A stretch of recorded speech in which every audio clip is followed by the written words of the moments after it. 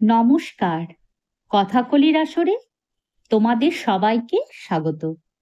আজ আমি তোমাদের পাঠ করে শোনাব বেতাল ২৫ গল্প সংগ্রহ থেকে স্বামীভক্ত গল্পটি। বহুদিন আগের কথা। কনকপুর নামক এক নগরে যশোধন নামের এক রাজার রাজ্য ছিল। রাজা যশোধন পরনিন্দাকে মূর্খামি বলে মনে করতেন। শাস্ত্রার্থের ক্ষেত্রে নয়, তার ভেতরে দুর্গুণের দারিদ্রতা ছিল। রাজকোষ বা সেনার অভাব ছিল না। তার প্রজারা তার গুণগান করার সময় বলতো তিনি নাকি পাপকে ভয় পান, যশের লোভ আছে, পরস্ত্রীর ব্যাপারে তিনি নপুংসক। কিন্তু তার ভেতরে বীরত্ব, উদারতা এবং শৃঙ্গারের কোনো অভাব ছিল না। সেই নগরে একজন মহাশেঠ বাস করতেন। তার এক কন্যা ছিল, সে উন্মাদিনী নামে প্রসিদ্ধ ছিল। তার রূপ দেখে যে কেউ উন্মাদ হয়ে যেত। তার সৌন্দর্য কামদেবকেও বিচলিত করতে পারত। সেই কন্যা বিবাহযোগ্য হয়ে ওঠার পর তার বাবা রাজা যশোধনের কাছে যান আর তার কাছে নিবেদন করেন, মহারাজ, আমি ত্রৈলোক্যের রত্নের সমান নিজের কন্যার বিবাহ দিতে চাই, কিন্তু আপনাকে নিবেদন না করে তার বিয়ের সাহস দেখাতে পারছি না।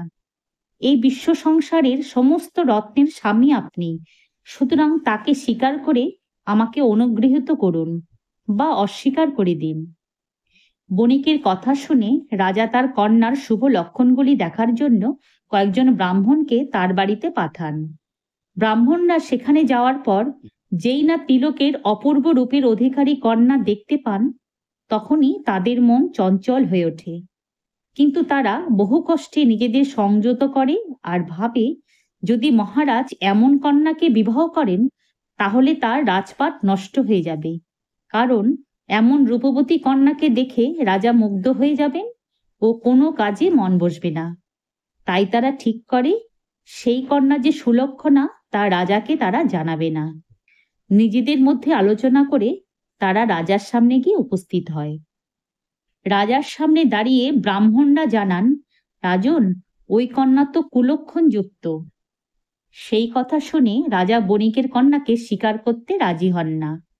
তখন বণিক রাজার আজ্ঞা নিয়ে কন্যা উন্মাদিনীর সাথে বলধর নামক এক সেনাপতির বিবাহ দিয়ে দেন। বিবাহের পর সেই কন্যা নিজের স্বামীর সাথে সুখেই নিজের সংসারে দিন কাটাচ্ছিল। কিন্তু রাজা তাকে কুলক্ষণা ভেবে ত্যাগ করেছেন, এই অপমান সে কিছুতেই ভুলতে পারছিল না। একদিন রাজা যশোধন হাতির পিঠে চেপে নগরে হওয়া বসন্ত মহোৎসব দেখার জন্য নির্গত হন।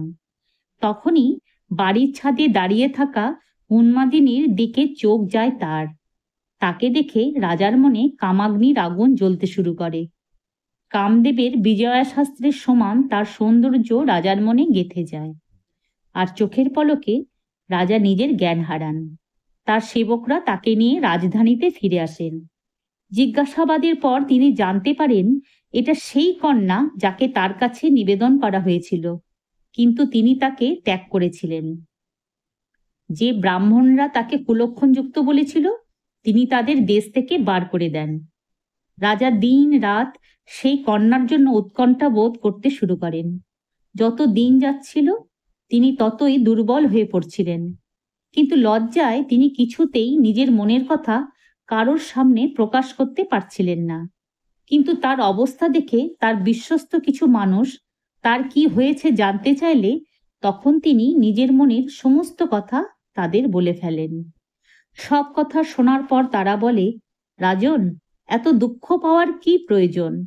ও তো আপনার অধীনেই আছে, তাহলে আপনি নিজের করে নিচ্ছেন না কেন? কিন্তু ধর্মাত্মা রাজা তাদের কথা মেনে নিতে পারেননি। সেনাপতি বলধর রাজার ভক্ত ছিলেন।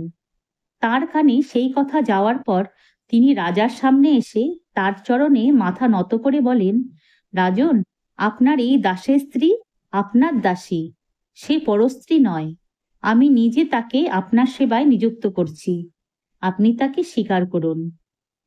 নিজের প্রিয় ভক্ত সেনাপতির মুখে এমন কথা শুনে রাজা খুবই রেগে যান আর বলেন, রাজা হয়ে আমি এমন অধর্ম কিভাবে করব? আমি নিজেই যদি মর্যাদার উল্লঙ্ঘন করি তাহলে কে নিজের মার্গে স্থির থাকবে? আমার ভক্ত হয়েও তুমি এমন কাজ কিভাবে করতে বলছো? এতে ক্ষণিকের সুখ থাকলেও পরলোকে গিয়ে মহা দুঃখ ভোগ করতে হবে আমাকে। তুমি যদি নিজের ধর্মপত্নীকে ত্যাগ করো, তাহলে আমি কোনো দিন তোমাকে ক্ষমা করব না। আমার মতো কোনো রাজা এমন অধর্ম সহ্য করতে পারবে? সেক্ষেত্রে আমার জন্য মৃত্যুই সবচেয়ে বড় উপহার। এই কথা বলে রাজা তাকে নিরস্ত্র করেন।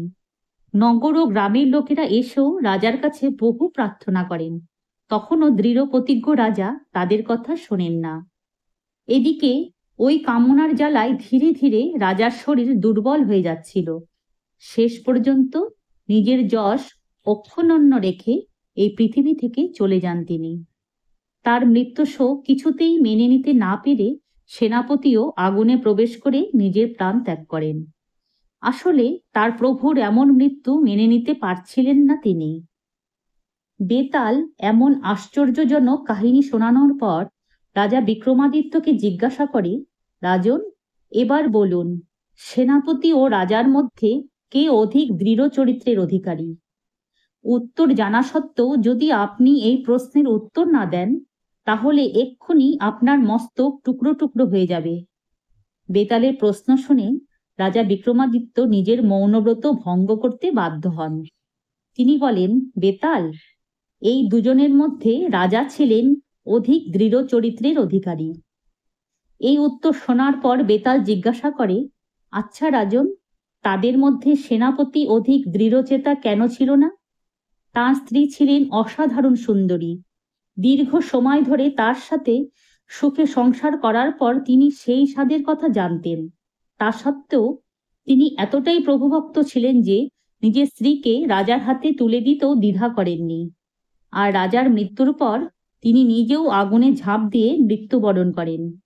অন্যদিকে রাজা তার স্ত্রীকে ত্যাগ করেছিলেন, তিনি তো তার ভোগরস আস্বাদন পর্যন্ত করেননি।